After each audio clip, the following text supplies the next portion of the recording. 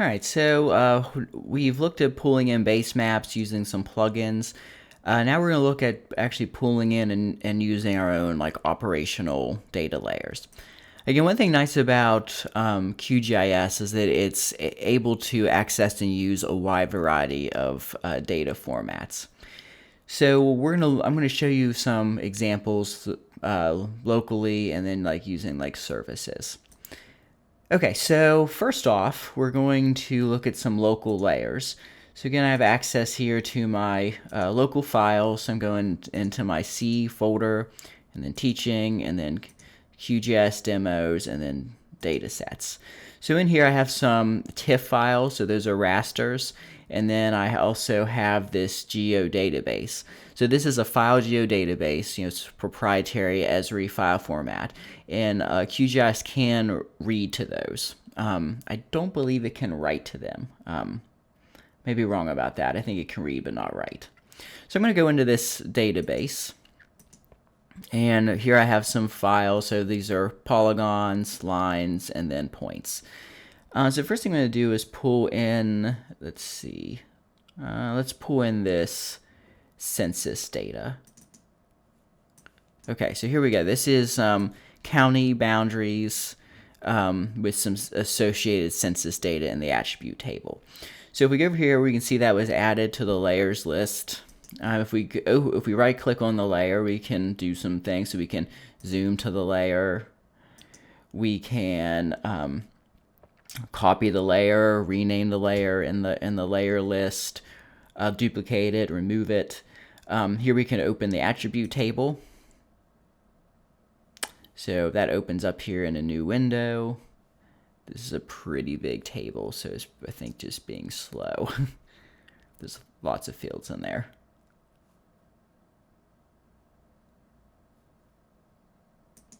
Oop. Oh, there it goes.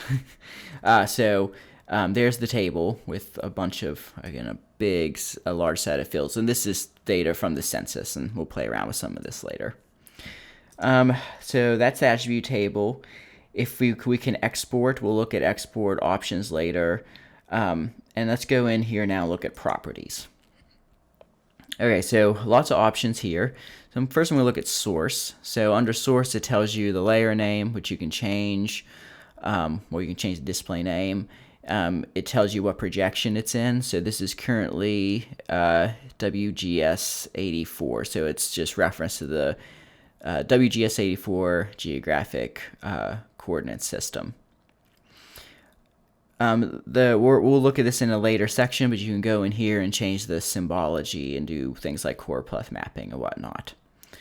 All right, so that's some information about a layer. So let's add a few other layers from this geodatabase. I'm going to add in these roads. And again, it's got to do a transform of the data.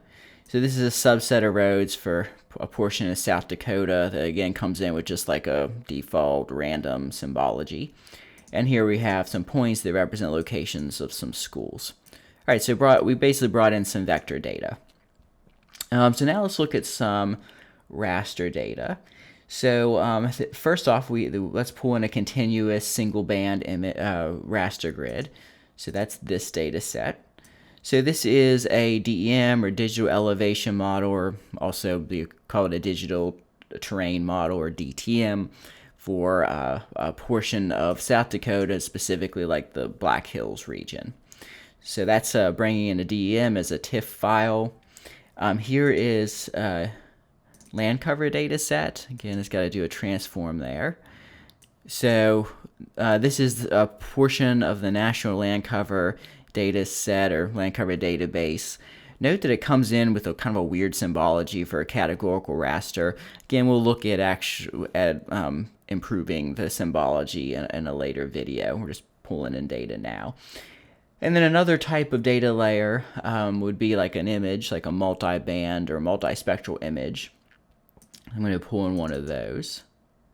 Okay, so this is a piece of a Landsat image for a portion of the Black Hills. Came in looking kind of weird.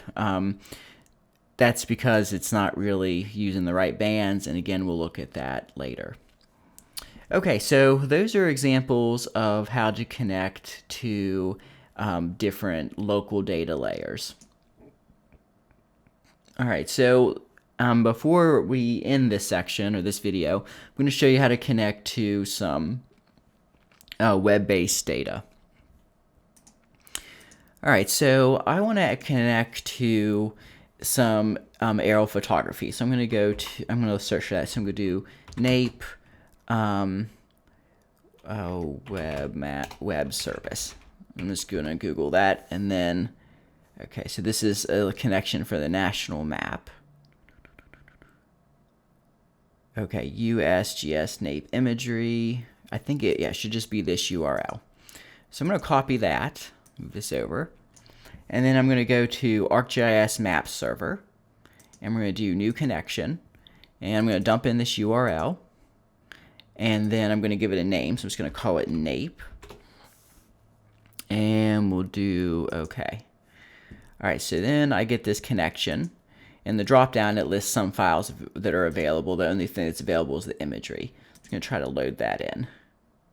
Okay, so now I just streamed in a like basically raster tile layers or a map service of some NAPE or National Agricultural Imagery Program aerial photography for South Dakota specifically. And again, you'll get more detail as you zoom in and out. It's a little slow. This is a large data set, so it's a bit slow to load in, but it does work. Okay, so I'm gonna remove that layer, so we don't really need it. I was just showing you how to connect to a surface.